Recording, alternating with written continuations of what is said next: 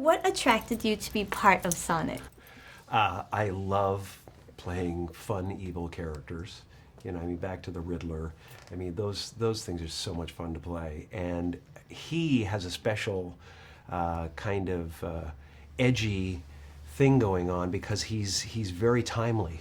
You know, I mean, he came along at the perfect time when we're, you know, all these AI concerns and robots taking over people's lives and their jobs and driving their cars and you know, if you have outstanding tickets, your Tesla takes you to the police station, you know, and you know, so that's really fun. You know, I mean, way back to 2001, A Space Odyssey, you know, you saw that possibility of Kubrick showed us how computers could take over, you know, and this guy wants to be one of his machines. You know, he wants to be one with the machine, and I love Megalomania. It's fun to play. So how did you come up with the specifics of this particular villain? Where did you draw the inspiration from, real or fiction? And how did you get that mustache? Oh, the mustache! The mustache, yeah, the mustache is a beautiful. But it's the beginning of his megalomania. When you start to curl the ends, you start to curl the ends, you have a problem. Oh, there was a guy with a mustache curled on the set, and it was yeah. See, that's the beginning of it. Yeah, you get that little thing here, and suddenly, you know, you're tying a girl to the railroad tracks, and. You know, so yeah, that's inspired by those old, like Snidely Whiplash and those old movie characters that go, you know, and it will evolve. It evolves into that mad, crazy mustache, you know, that there's a lot of room for this character to grow. And I think, you know, the character is so intelligent that he's stupid. You know those people that are like so insanely intelligent that they have no clue how to live, you know, and no clue how to relate to other people and stuff. And that's him. He's so up his own butt that, you know, when he, you know, talks to another person, he's not hearing them. He's like, yeah, yeah, yeah, yeah, yeah, yeah, my line. And he knows what they're going to say. At least he feels he does. He knows where they're going. He knows their motivations in life. You know, he sees it all, and it's a bore for him to talk to another human being. So when you speak, he goes, you know, it's really you're like a fly. Is this someone you know in real life? Not yet, but I keep looking for him in the mirror. No, no, not really. But I can imagine it. Yeah, well, maybe I've run into a couple of people. I've run into a couple of Rhodes Scholars that I wasn't nuts about. That I went, you know, you're using big words, but you really don't know how to live. You really are kind of lost. Yeah. So what is Sonic about for you? What are the themes that are explored in this film?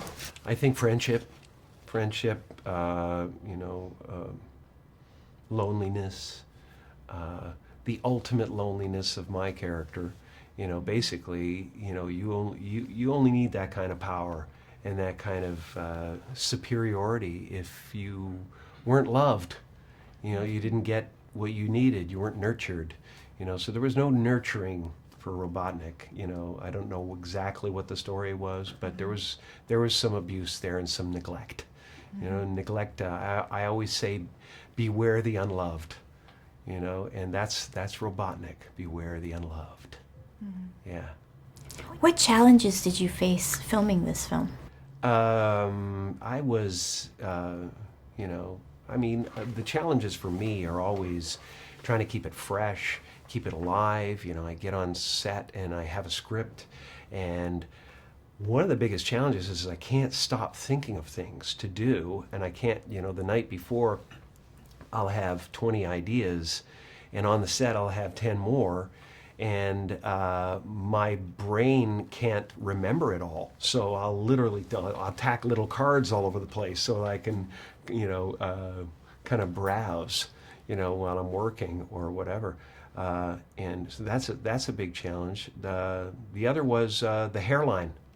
The hairline was a challenge, not during shooting because it was amazing, but they actually cut that part into my hair. You know, they actually cut it, you know, so that it's, you know, a nice eighth of an inch, nice and pronounced. And afterwards, my hair was just like lost afterwards for the next, like, you know, couple of projects. It was like, what? How do we? And I had to fold it over the part and hide it and spray things, whatever. So yeah, that was a sacrifice. The other was keeping the damn mustache on. You know, I mean, that's difficult. It starts doing this. Other than that, pretty much a joy. You know, just great group of people. Really great fun being this character, and you know, you get in that spaceship that he flies around in, and only part of it is completed. You know, there's a part on a crane, and it's doing stuff, and you're playing, and you don't see the rest of it. You know, so it's got to happen in your mind, and then when you see it, it generally outdoes even what's in your mind. They do such an incredible job. So if you could have an extraordinary power like Sonic has, what powers would you have? The question is, what power don't I have? I don't know. Your power is my power. That's how I feel. That's how I feel about life.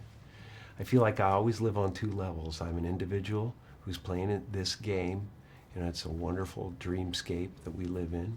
And on that level, you have to do business, and you have to relate to people, and you have to fight wars, and you know, pick up a sword if you need to, or be creative. And on another level, at any moment, I can go into the understanding of wholeness and non-duality, and there is nothing that I'm not. So I don't have to be jealous of anybody because I am them too. So I really do believe that. So Nice, it's very kind of a good profound. feeling. Yeah. So, are you a gamer? And if so, what other games do you play besides Sonic? I was not a gamer, and my game is going on in here all the time. So it's quite the game grid, quite the little, quite the game grid. And so no, I wasn't the gamer guy, but now I'm being introduced to it, which is really fun to discover this at this point, and playing the basketball and the hockey and the whatever else is available. I'm not drawn to the war games, much.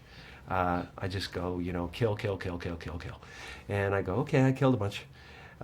They're incredible though, graphically, and just the immersion of them is unbelievable. I went with my family for my birthday. I took them to one of these immersive, virtual playgrounds, called Dreamscape, I guess it is. I've been there. Yeah. You've been there? Yeah. That was cool. Which one did you do? I did the temple of, it was I call it the Temple of Doom, but it's not the Temple of Doom. It's some other Egyptian temple.